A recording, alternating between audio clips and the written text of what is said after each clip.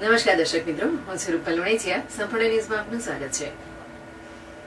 ડીસા નગરપાલિકાના ટીપી સમિતિની રચના બાદ 6 મહિના બાદ મળેલી પ્રથમ બેઠકમાં ચેરમેન સિવાય તમામ સભ્યોએ બહિષ્કાર કરી ગેરહાજર રહ્યા હતા. જ્યારે 2 વખત રદ થયેલી ટીપી મૂકવામાં કેટલાક બિલ્ડરો અને નેતાઓને જ રસ હોવાનો આક્ષેપ કરી ખેડૂતોને પાલિકામાં હલ્લાબોલ મચાવ્યો હતો. અને જો આ ટીપી અમલમાં મૂકવામાં આવશે તો 150 જેટલા ખેડૂતો આત્મહત્યા કરશે તેવી ચીમકી પણ ઉચ્ચારી હતી.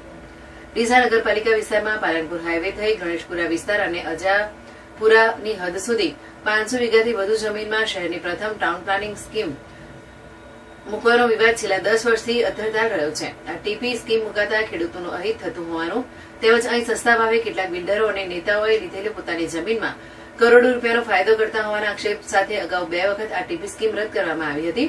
ત્યારબાદ ફરીથી ડીસા નગરપાલિકાની ચૂંટણી થયા બાદ 2.5 વર્ષની બીજી ટર્મમાં નવીન ટીપી કમિટીની ગત ફેબ્રુઆરી માસમાં રચના કરવામાં આવી હતી, જેમાં ચેરમેન તરીકે ચેતન ત્રિવેદી સહિત 6 સભ્યોની નિમણૂક કરવામાં આવી હતી.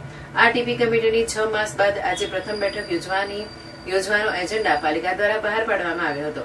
જોકે આ ટીપી સ્કીમ મૂકવામાં આવે તો ખેડૂતોનું અહિત થતું હોવાની ચેરમેન સિવાય તમામ 5 સભ્યો બેઠકનો બહિષ્કાર કરી ગેરહાજર રહ્યા હતા, જેથી નોન કોરમ થયેલી ટીપી કમિટીની પ્રથમ બેઠક જ મુલતવી રાખવામાં આવી હતી.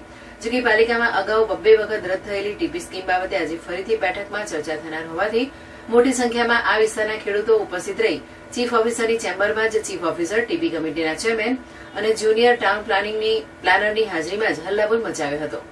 ખેડૂતોએ રજૂઆત કરી હતી કે આ ટીપી સ્કીમ મુકાતા 150 થી વધુ ખેડૂતો પાયમાલ થઈ જાય તેવી સ્થિતિમાં હોવાથી અગાઉ 2 વખત આ સ્કીમ પડતી મુકાઈ હતી.